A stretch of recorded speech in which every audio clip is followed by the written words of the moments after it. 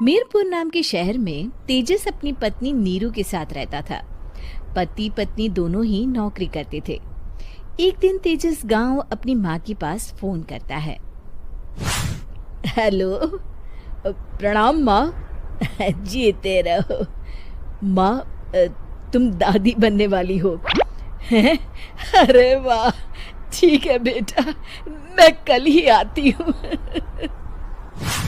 जब माँ जी शहर पहुंची तो बेटे बहू ने बहुत अच्छे से स्वागत किया। लीजिए माँ जी, चाय। अरे गर्मा गर्म पकोड़े ले आओ माँ के लिए। नीरू रसोई में गई और 2 मिनट में ही पकोड़े ले आई। जी ये लीजिए। बहू, जादू से बनाए हैं क्या? अभी तो रसोई में गई थी। यम्मी। माँ जी, शीला रसोई में पकोड़े तल रही है, मैं बस लेकर आई। हे भगवान, मेरा धर्म भ्रष्ट कर दिया तूने। अब तो गंगा जल से शुद्धिकरण करना होगा। दूसरे दिन, माँ जी मैंने नाश्ता बना दिया है, ऑफिस जा रही हूँ। पर अभी तो घर का सारा काम पड़ा है। शीला आती ही होगी, झाड़ू पोछा बर्तन कपड़े वो सब कर लेगी। हमारे जमाने में घर का सारा काम हम ही करते थे। जी माँ जी, आप बहुत होशियार हैं, मैं घर ऑफिस दोनों नहीं संभाल पाती। तो जरूरत क्या है घर से बाहर जाकर चाकरी करने की?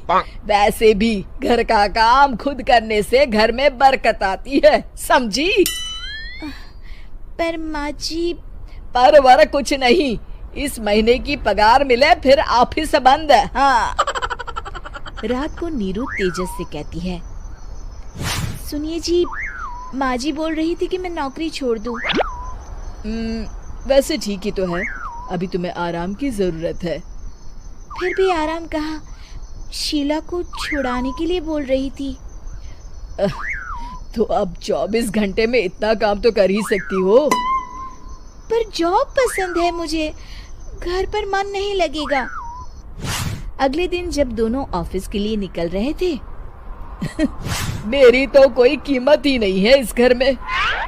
माँ जी, आजकल महंगाई बहुत है, रहन सहन भी बदल गया है, दोनों नौकरी करते हैं तभी ठीक रहता है। अच्छा, तू कहना क्या चाहती है? मेरा बेटा तुझे बिठा के खिला नहीं सकता? तू ही इस घर का खर्च चला रही है, हैं? नहीं माँ जी, मेरा वो मतलब नहीं था। मतलब खूब समझती हूँ, ये बाल धूप में सफेद नहीं किए मैंने। हाँ। अब तो ये रोज का काम हो गया था। तेजस भी रोज की झिकझिक से परेशान हो गया था। एक दिन उसने कहा, नीरू, वैसे भी तुम्हें मैटरनिटी लीव मिलने वाली है, तो अभी से ही छुट्टी ले लो।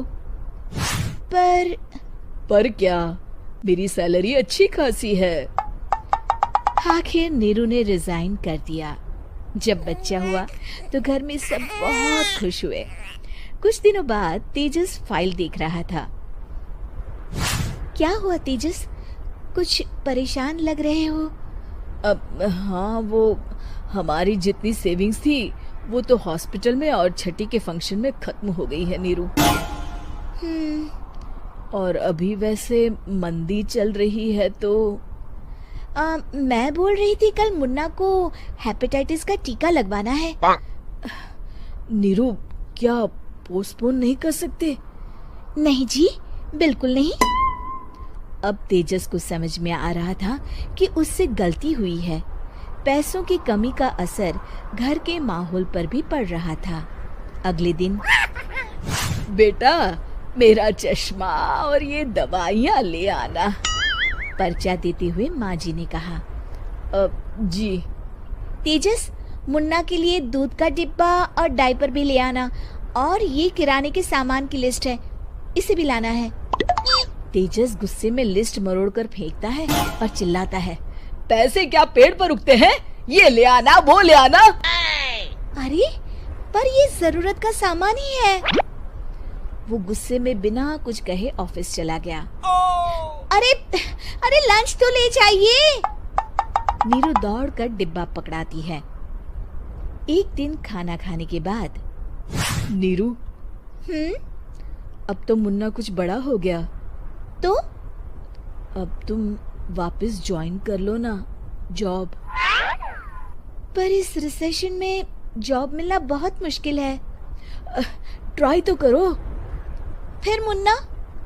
माँ जी है ना, और एक फुल टाइम मेड भी लगा लेंगे। पर माँ जी, उन्हें तो पसंद नहीं। तभी माँ जी वहाँ आ जाती है और प्यार से नीरू के सर पर हाथ फेरते हुए बोलती है, अब मेरी समझ में आ गया बहू, पहले के और अब के समय में अंतर है। तुम काम शुरू करो, मुन्ना की जिम्मेदारी मेरी। मेरी प्यारी माँ जी।